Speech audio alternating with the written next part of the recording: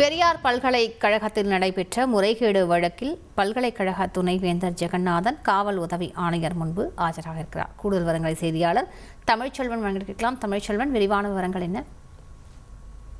பல்கலைக்கழக விதிமுறைகளை மீறி சேலம் பெரியார் பல்கலைக்கழகத்தில் கூட்டர் என்ற தனியார் அமைப்பை துவங்கி அதன் மூலம் பல்வேறு முறைகேடுகளில் ஈடுபட்டதாக பல்கலைக்கழக துணைவேந்தர் ஜெகநாதன் மற்றும் முன்னாள் பதிவாளர் தங்கவேலு உள்ளிட்ட 4 பேர் மீது பல்வேறு பிரிவின் கீழ் வழக்கு பதிவு செய்யப்பட்டு துணைவேந்தர் ஜெகநாதனை கைது செய்தனர். இதைத் தொடர்ந்து இந்த வழக்கில் துணைவேந்தர் ஜெகநாதன் நிபந்தனை ஜாமீன் பெற்றதோடு வழக்கு விசாரணைக்கு தடையாணையும் பெற்றிருந்தார்.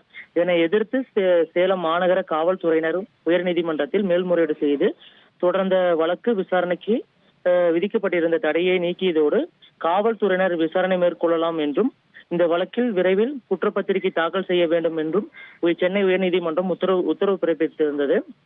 இதைத் தொடர்ந்து இந்த வழக்கு விசாரணை மீண்டும் துவங்கிய நிலையில் மாநகர காவல்துறை உதவி ஆணையாளர் ரமணி ராமலட்சுமி அவர்கள் இந்த வழக்கு தொடர்புடைய சாட்சிகளிடம் தனித்தனியாக சமன் அனுப்பி சாட்சிகளின் கருத்துக்களை பதிவு செய்துள்ளார்.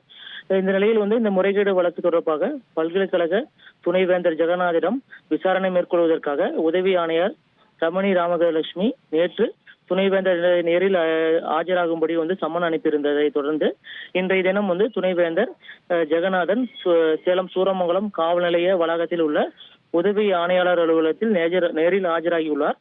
குறிப்பாக நேரில் ஆஜரான துணைவேந்தர் ஜெகநாதரிடம் உதவி ஆணையாளர் உள்ளிட்ட காவல்துறை அதிகாரிகள் வழக்கு தொடர்பான பல்வேறு கருத்துக்களை கேட்டு பெற்று அதனை வீடியோவாக பதிவு செய்து கொண்டுள்ளார்கள்.